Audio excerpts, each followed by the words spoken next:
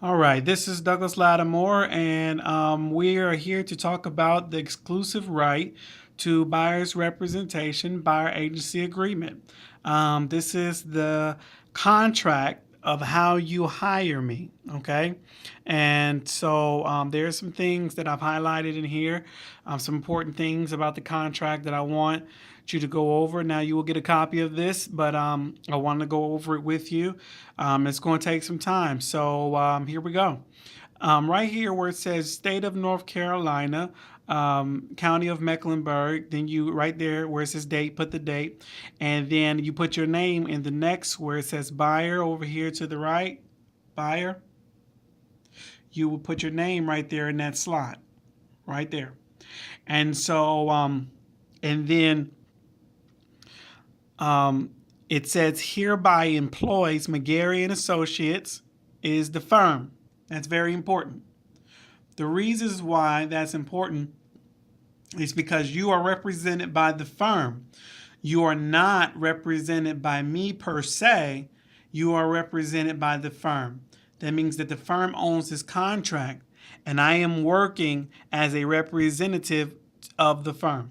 So it reads, as the buyer's exclusive agent to assist the buyer in the acquisition of real property, which may include the purchase option and or exchange on terms and conditions acceptable to the buyer. The individual agent who signs this agreement on behalf of the firm shall, on behalf of the firm, be primarily responsible for ensuring that the firm's duties hereunder are fulfilled. That means I'm responsible to make sure that the firm's duties to you as your representation is fulfilled. However, it is understood and agreed that other agents of the firm may be assigned to fulfill such duties if deemed appropriate by the firm. What does that mean? That means that I'm replaceable. If you don't like the job that I'm doing, you call and say, hey, I don't like what Douglas is doing. I can never reach him, blah, blah, blah, blah, blah. That means that you can call and ask for another agent in the firm. It does not mean that you can quit the contract. Be very sure that you understand that. It doesn't mean that you can quit the contract. It just means that you can quit the agent and you be assigned another agent. Okay? So for the purposes, your representation will be termed the firm. And so and the individual agent, which is myself or would be myself, who signs this agreement, represents the firm. Now, in bold letters here, I want to read it as of the commencement date.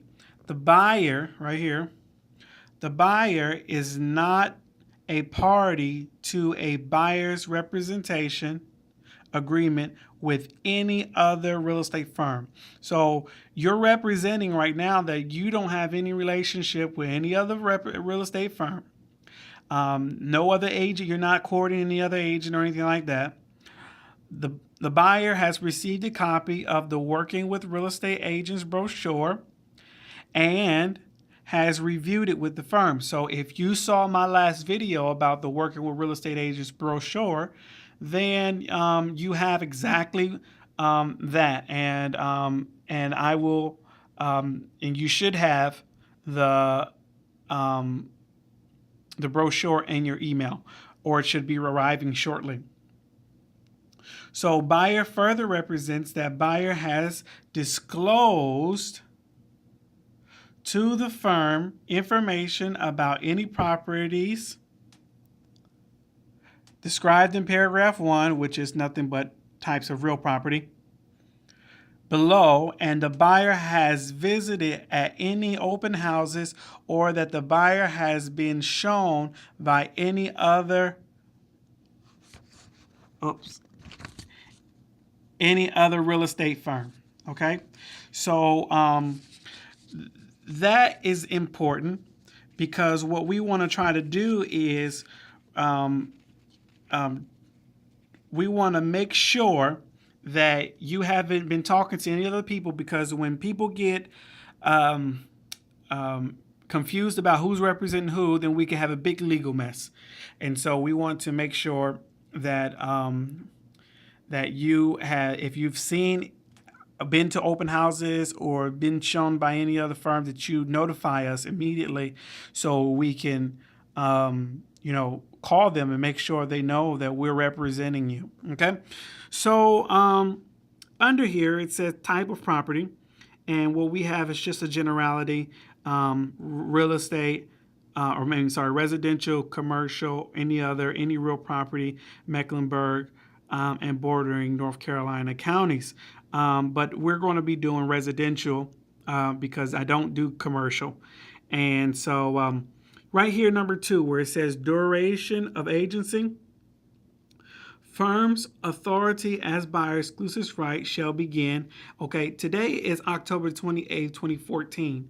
Okay, in this particular portion of the sheet, you are to put whatever day it is today or that day. Okay, and under here, I want you to put that same day 2 years from now. This is 2014, this is 2016. Now, if you're uncomfortable with putting 2 years from now, then put whatever date that you want this contract to expire. Okay, it can be 12 months from now. I like to do 2 months. I like to do 2 years because a lot of times it takes 2 years for somebody who needs home buying services. It may take them 2 years. Okay, I like to lock the people down and let them know that it doesn't matter how long it takes, that I'm going to be with them representing them. Okay, under here it says on part number 3, effective agreement. Okay, buyer intends to acquire real property. This is what we're trying to do, is acquire real property. But here's where I want to get to. By employing firm, okay, this is what you're doing. This is the effect of the agreement. In a buyer's exclusive agent, as the buyer's exclusive agent, the buyer agrees to conduct all negotiations for such property through firm and to refer to the firm all inquiries received in any form from other real estate firms, prospective sellers, and any other source during the time this agreement is in effect. So basically, let us handle the transaction. Okay, you've done research and you've gone out and you've looked at homes and different things of that nature. But when it comes to negotiating and dealing with other real estate agents and all that stuff, leave all that stuff to us, and you are agreeing today that you would do that. Now, right here, where we are talking about compensation of the firm, is something that's very important, and I want to go over it. Number 1, or A, firm acknowledges receipt of a non-refundable retainer fee in the amount of NA, which is up to you whether you are going to purchase our services. Is a returnable fund. It's non-refundable. Sometimes it's $100. Sometimes it's $200. Whatever price I quote you, then that's the price that is paid. Is to be paid, and it depends on the rate at that time. But But right now, you see this NA right there? That means that that's nothing, okay? And if you are watching this video and I have you told me over the phone that you can't have nothing and I've given you a pass, then you leave that like that, okay? Um, so that's just kindness. Okay, so over here at part B, I wanted to read this to you. Firms shall seek compensation from a cooperating listing firm. That's what I'm doing. I will, me being your buyer's agent, I will do everything in my power to try to get the lister or the seller to pay us. And most time, often, it's normal practice that they do. Okay, and so it's not hard, and because they're always offering compensation in the MLS right there, and or I will try to seek it from the seller if there is no listing firm. And here's what you have to understand: buyer agrees that the firm shall be entitled to receive in consideration for firm services hereunder. So basically, what you're saying is that you agree that we should be paid. Now, if the if buyer purchases properties where no compensation is offered by either the listing firm or the seller, the buyer agrees to pay the firm fee. Now, our minimum is $3,000. Okay, it says or 6% of the gross sales price, and which is $3,000. So on a $100,000 home, 6% of the gross sales price is $3,000. $3,000 is our minimum. That is split between me and the brokerage. So on a $100,000 house, if we close, I get $1,500 and the brokerage gets $1,500. And what you're doing is you are agreeing that if nobody else says that they're going to pay us, you're going to pay us. That is not often the case. I've never, to the date of this video, never seen it be like that, where you have to pay us. So that's something that I do not worry about, because oftentimes, and I'm going to say 99% of the times, the seller will pay the agent. Now, this is how they pay the agent. The listing agent has negotiated a percentage of what the seller was going to pay them. And so in the MLS, the multiple listing service, they said, okay, if you help me move this property or sell this property, if you bring a buyer, I'll give you half, 3% of what I get. Okay, so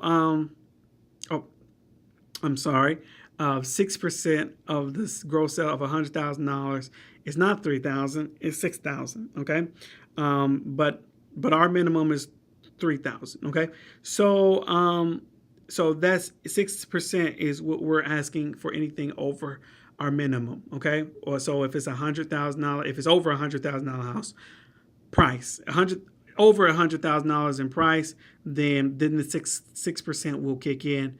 But our minimum is $3,000.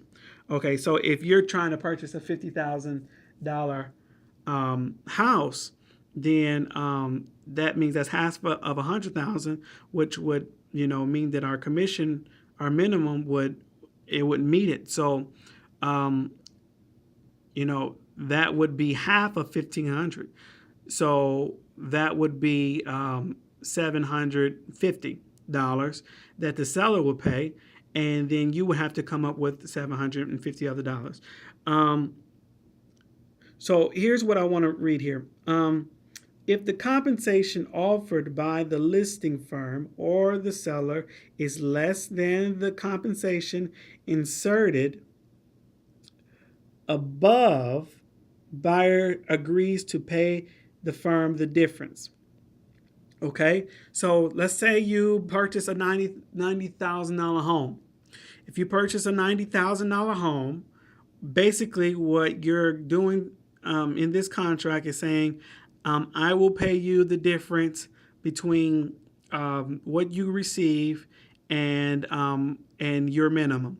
So like a $98,000 home, it's maybe the difference of $150. Okay, so and there's not a lot of good homes under $100,000, and so usually $100,000